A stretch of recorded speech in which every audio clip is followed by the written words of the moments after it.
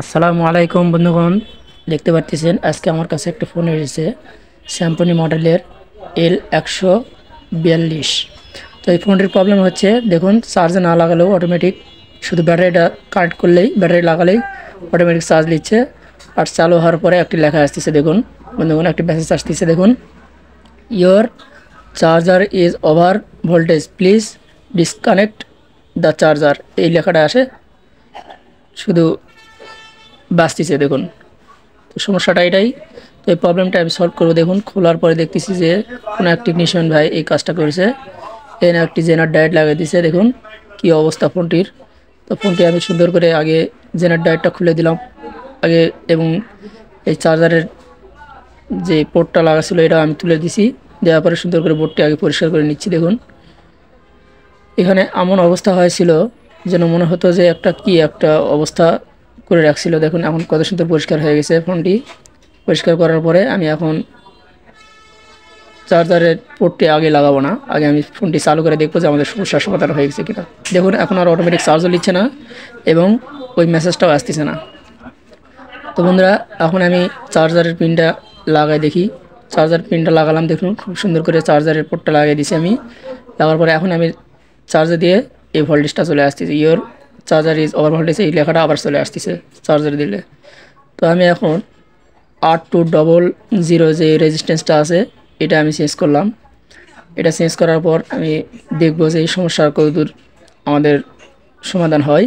যেমন জেনারেটরটা আমার খোলা আছে, ওইটা আমি আরেকটা ফোন থেকে 8200 যে রেজিস্ট্যান্সটা আছে ওইটা আমি চেঞ্জ করা হয়েছে। তো এখন আমি চার্জে লাগিয়ে দেখব যে এই সমস্যাটা আমাদের সমাধান হয়েছে কিনা। তো বন্ধুরা দেখতে থাকুন, ভিডিওটা খুব গুরুত্বপূর্ণ। এরকম সমস্যা আসলে আমরা অনেক সময় বুঝতে পারি না যে কী কাজ করব। তো দেখুন আমি এখন 8200 রেজিস্ট্যান্স চেঞ্জ করার পরে চার্জার লাগাইছি।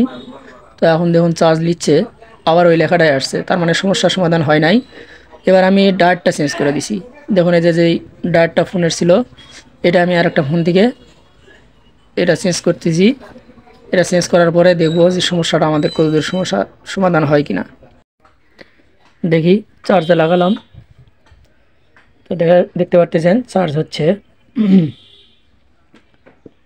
বন্ধুরা একটু দেখুন, এই আবার ওই মেসেজটা চলে এসেছে, তার মানে আমাদের কাজ হয় নাই। তো এখন আমি লাস্ট স্টেপে আরেকটি জিনিস চেঞ্জ করে দেখব, সেটা হচ্ছে চার্জিং আইসিটা। তো এই চার্জিং আইসি আমার কাছে আগের থেকেই কিছু ফোনের তুলে রাখা আছে।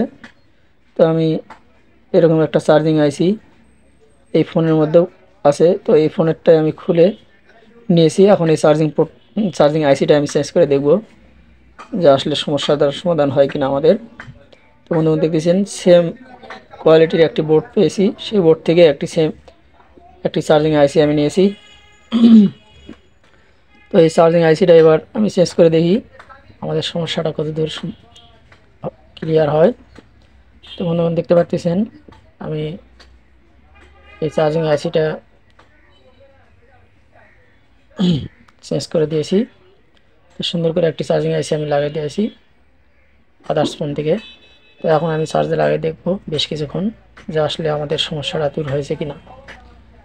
তো বন্ধুরা দেখতে পাচ্ছেন আমি সেটটা চালু করলাম, করে এখন আমি চালু অবস্থায় সেটটাকে চার্জ লাগাই। দেখুন বর্তমানে চার্জে দেওয়া হলো। তো আমি এমন অবস্থায় বেশ কিছুক্ষণ দেখছি চার্জ হচ্ছে। ধন্যবাদ।